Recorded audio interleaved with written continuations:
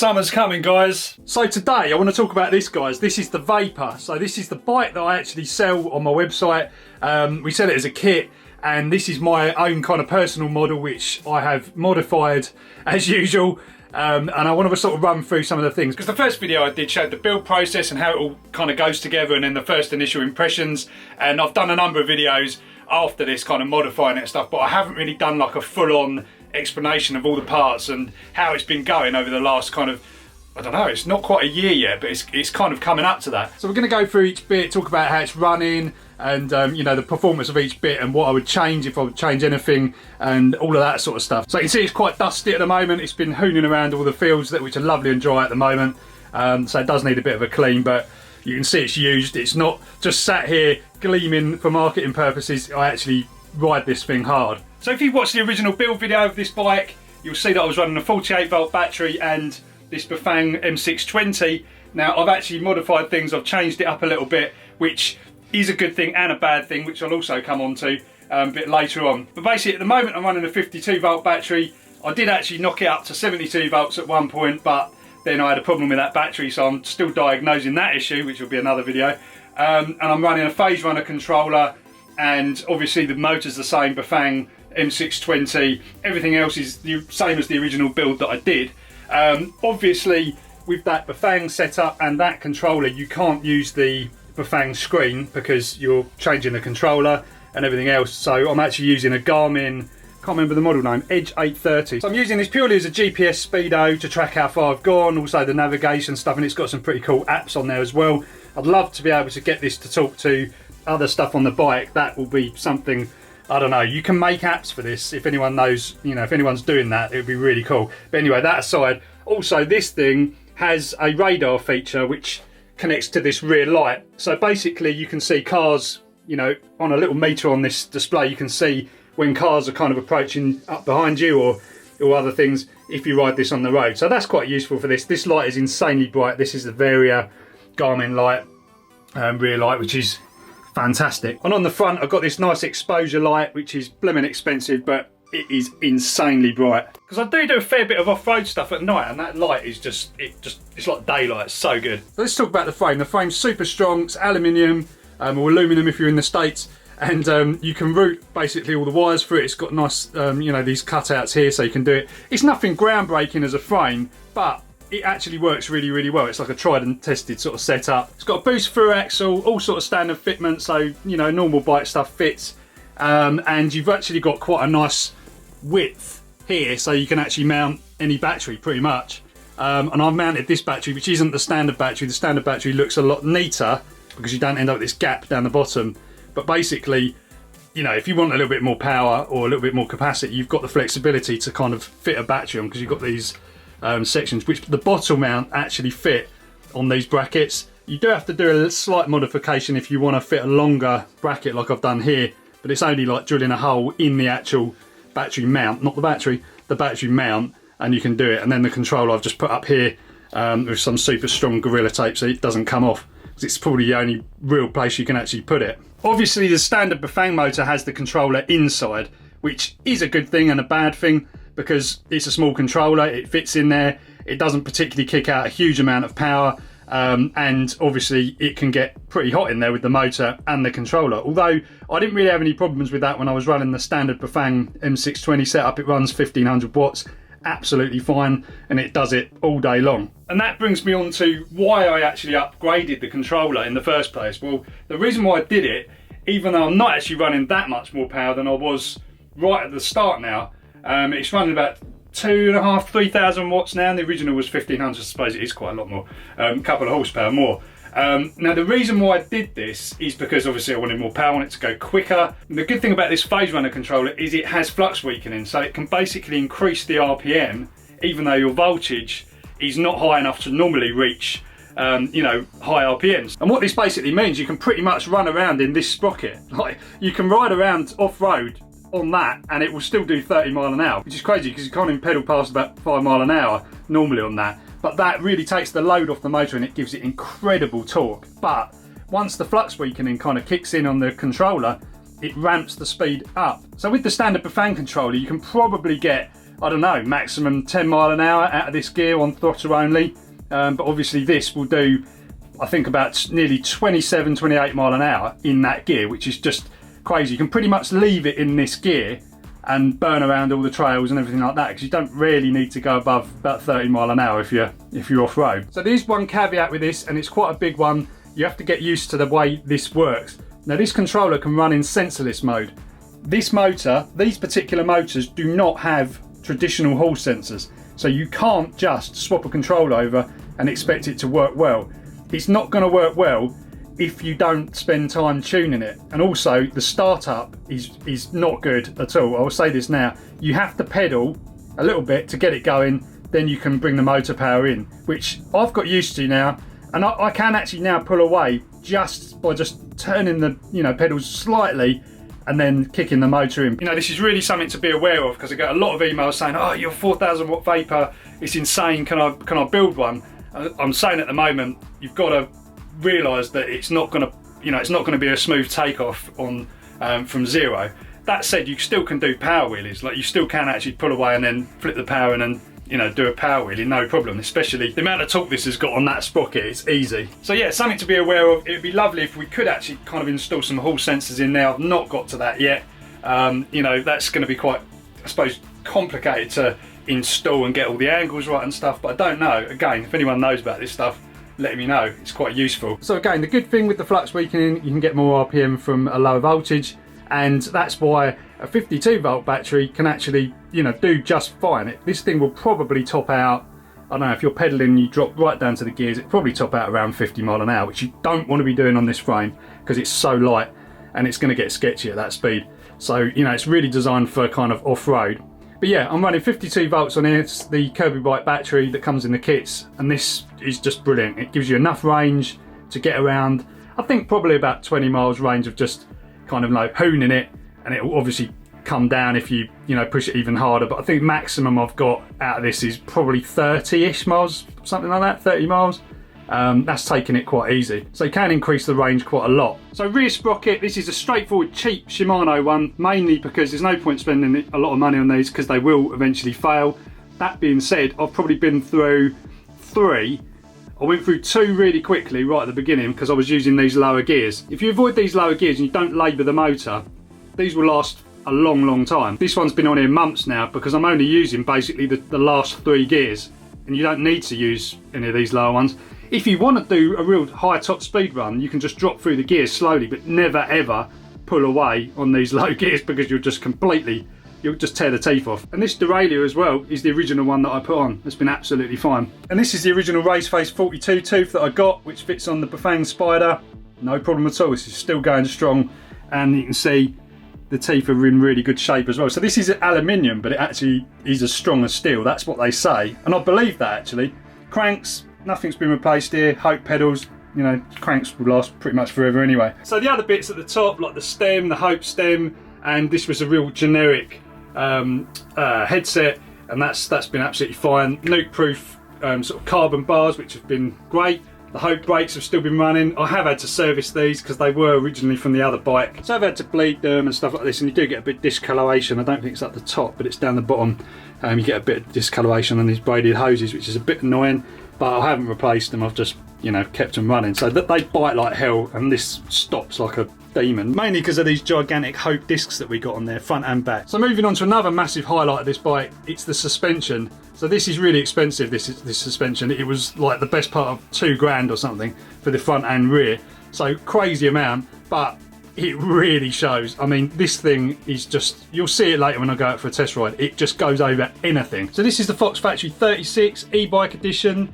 It's for 27.5 plus or 29-inch wheels, and it really is something. With this Kashima coating, it just looks great, but it really is something performance-wise. And that's all fully adjustable, super strong, super rigid, even though it is just a conventional fork, not like a dual crown one. And then we've got a matching rear shock, DPX2 Fox, again, amazing bit of kit, adjustable as well. And if you lock that out, it virtually becomes a hardtail as well. Now, saddle-wise and seat post, the saddle I've got is this is actually an e-bike one. It's a Selle Royal e-bike one, and it's just so comfortable. It's a really nice saddle. It's not really a kind of mountain bike. I wouldn't say it's like a MTB seat or anything. but it's super comfy, really nice. I've not actually got a dropper post on here because I mainly ride this at this seat height, which is actually a little bit lower. This bike normally would probably be a bit small for me because I like to ride these bikes a bit like a hybrid motorcycle stroke e-bike. So, you know, I'm not pedaling a huge amount. I'm kind of pedaling here and there, but the majority of the stuff is done on the throttle. Obviously off-road, of course, and that's the throttle there, which I actually quite like. I quite like actually having, you know, a firm grip and then kind of putting the power on that way, and that's how I'm doing it. So I'm kind of, you know, pedaling a bit here and there, you know, actually using the pedals, so they're there for a reason, but I'm using the throttle obviously to assist. I'm doing like manual assist because I don't have pedal assist set up on this. You probably can do it, but I'm not really bothered about that. What I want to do is kind of have controlled throttle, you know, bit of pedaling, and I'm sure a lot of people are doing the same. It's kind of like we've created this new class of vehicle, which is, you know, not quite a bike, not quite a motorcycle, but sort of somewhere in between. It's not like a Sur-Ron, which is like more of a, you know, light motorcycle, or my other bike, you know, which is heavy as well. But this is light. I mean, you know, this is not a heavy bike at all. You can lift that over things. You come to like a fallen down tree in the woods, you can just lift this bike over. I can't do that with the other bike. And what really enforces that is these tyres. These are the Schwalbe Ebike e-bike tyres, and, you know, super knobbly. They're virtually motorcycle tyres. I mean, if you put these on a normal mountain bike, you know, a normal electric bike with a couple of 100 watts, it's probably overkill. But this, for this sort of bike, these things just grip like there is nothing like it. Absolutely amazing, and they're quite light, and they're available in like 27.5 and 29 inch. So I've got these, you know, put onto the Alex rims that I'm using here. And again, you know, this wheel is super strong. Not had a problem. I've not had a puncture in, I shouldn't say this at all, but I am using tubes in here, but I have got tyre sealant in here, and I've been over all kinds of thorns, and they're still inflated. Front mud guard, which helps a bit, stops a bit of spray when it gets a bit wet going up onto the battery. That's a mud hugger. I'll leave all the links in the description for all this stuff. I did have one on the rear, which didn't really work out. It flew off. So that was a waste of 25 quid, but I'll probably get something a little bit more substantial. The reason why, what I did was actually have one of these turned around the other way, so it protected all the suspension and this bit in here. This is all properly insulated in here, but, you know, even so, you don't really want water spraying onto it if you can help it. So I'll probably use another mud hugger one that goes all the way around, but it gets a bit clackety. Now it's summer, I'm just going to leave it off, there's no point. So yeah, I think I've mentioned everything. Overall, I'm super happy with how this has been performing. I actually prefer riding this to the road legal one, which is a bit crazy, but yeah, it's just absolutely epic for off-road and more challenging. You know, you can learn a lot of skills on it.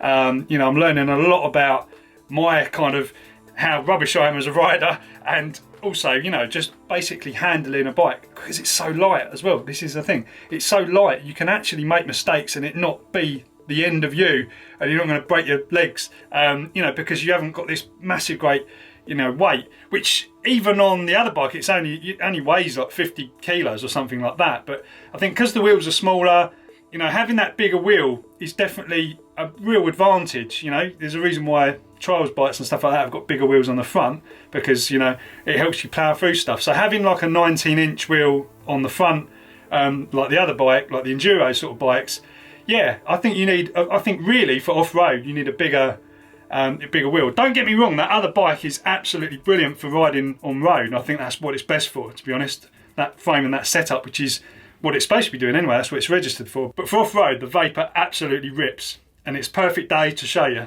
But first of all, I've got to strap a GoPro on here. Guys, if you're not wearing a decent crash helmet, get yourself one of these. They're not that expensive, and it will save you if you come off. You know, if you're dealing with this sort of power, don't go and ride like a normal mountain bike helmet. Get one of these, full face. It's gonna protect you. As you probably know as well, for road riding I wear the Shoei, which is actually a legal requirement. Not the Shoei, but a proper bike helmet. All right, here we go then. It's a lovely day for it. Lovely day. Look at that, blue skies, sun's out. I'm in a t-shirt, first time this year. Let's get going then. So, what I was saying about this this throttle. So basically, my feet are going round. And if I just edge the throttle on, see, it starts smoothly. But if you try and do it from a standstill, it still does it, because it's found the position of the stator. But sometimes if you do that, you might get a little bit of a vibration. But you know, it's not too bad. You can still pull a little, pop a little wheelie.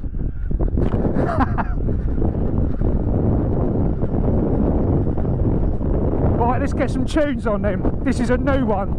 This is my new one. It's coming out. Should be on iTunes and Spotify in the next, I don't know, week or so.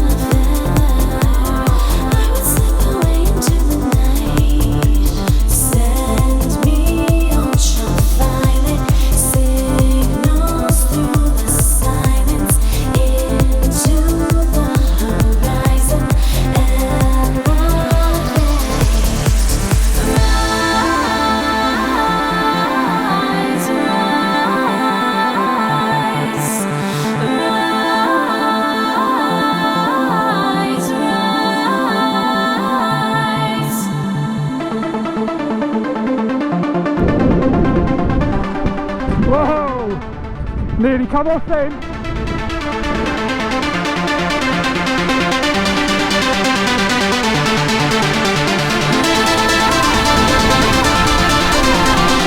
Got some brakes. You can see those brakes. These brakes stop like you wouldn't believe.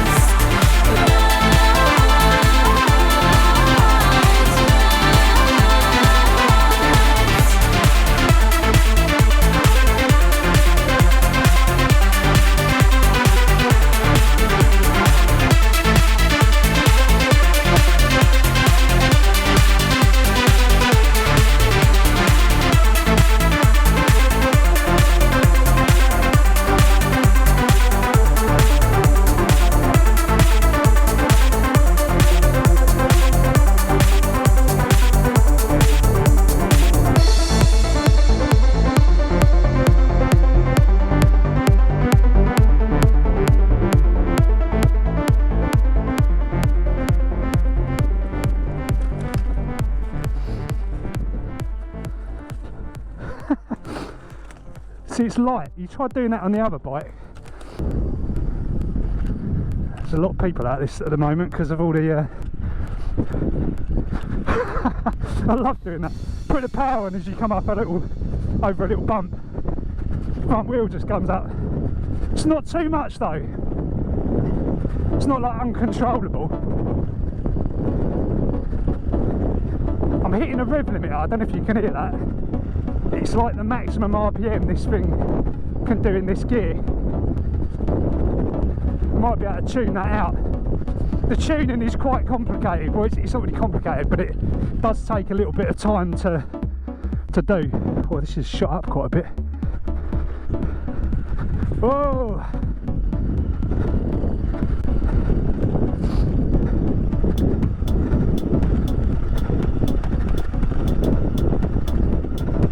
God, I can really smell that. That's going to get me eyes later, that one. Pollen.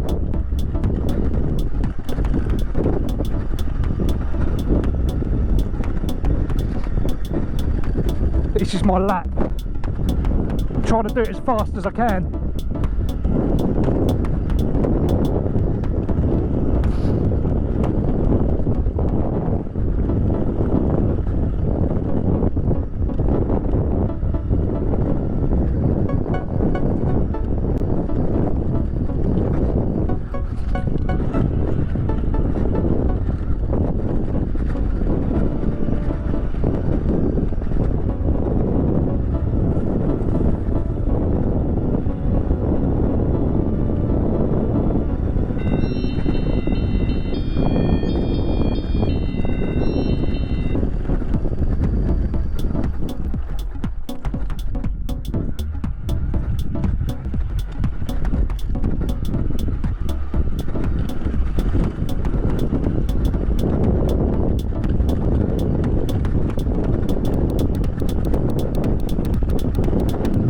Uses some power cutting across this, it really does.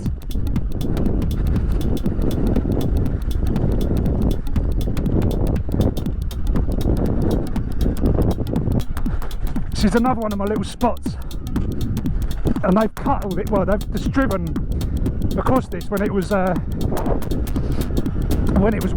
and now it's just like a racetrack. Amazing! Look at this.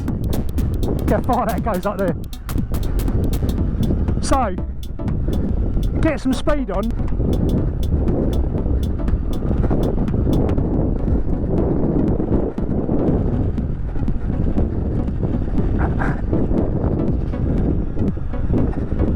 This is a lot of fun.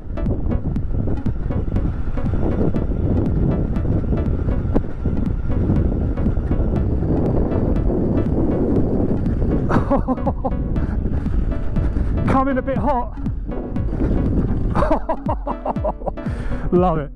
There's a great bit up here as well. Oh, shouldn't really be going across the crops.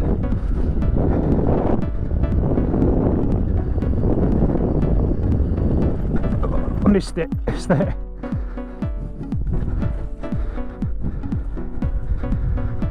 This is where I wanted to go. So yeah, the difference between 72 volts and 60 volts or 52 volts, this battery is 58.8 fully charged. The real difference, I mean, there is a big difference between, you know, how fast it will actually go. 72 volts is leery, put it that way. But because you've got more cells in the battery, you end up not having as much range for the same weight. So, you know, you have similar energy density. It can be, but you know, I wouldn't be able to go for an afternoon with a 72 volt pack. So that's where 60 volts or whatever is a good balance. Caught myself out there. Yeah, it's a good balance. It's a good balance of power and range as well.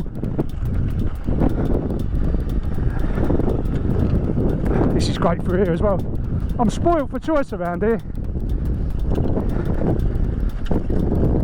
So with this, you see, you can just literally go, oh well, I'll just either stick the bike underneath it quite easily,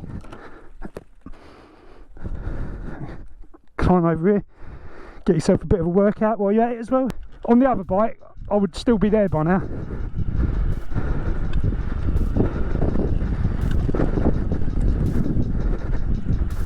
God, it feels almost like humid in here.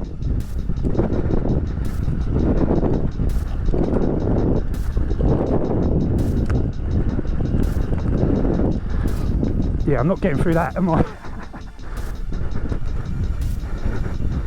Bit of a spin up going on. I just wouldn't have the confidence to sort of bump over stuff on the other bike. The wheels are so much smaller.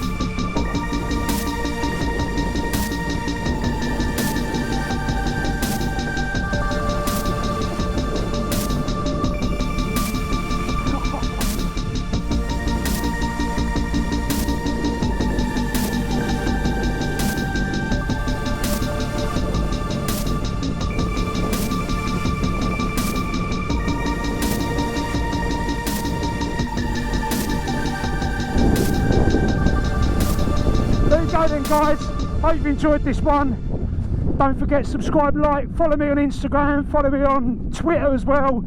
I've just started TikTok as well. I'm putting a load of e-bike stuff on there. I know it's mostly for kids, but you know, it's one of those things, got to be in it to win it. I'll catch you in the next one, guys.